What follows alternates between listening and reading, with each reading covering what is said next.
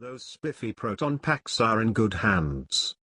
Director Paul Feig's Ghostbusters, out of 4, rated PG-13, in theaters nationwide Friday, a reboot of the 1984 comedy classic, is a worthy chapter in the franchise and more than makes up for that poorly executed 1989 sequel we'd all like to forget.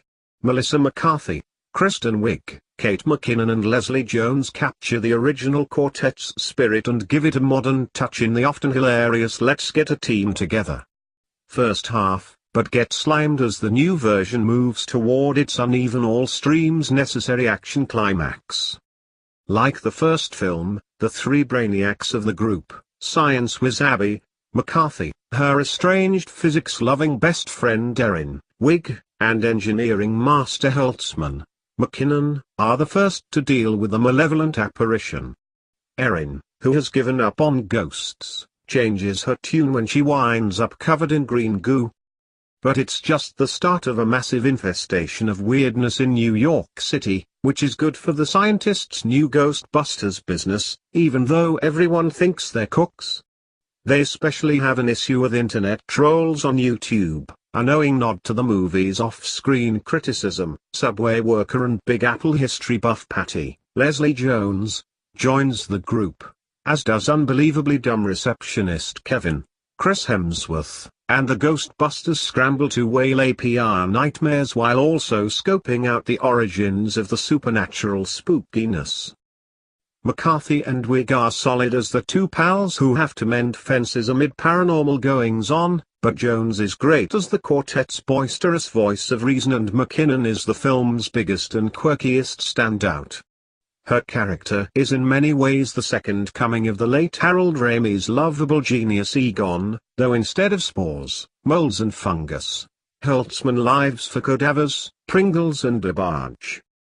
Feig and Katie Dippold's screenplay features several story beats, references and influences from the original Ghostbusters, from blatant to subtle to, in one instance, touching.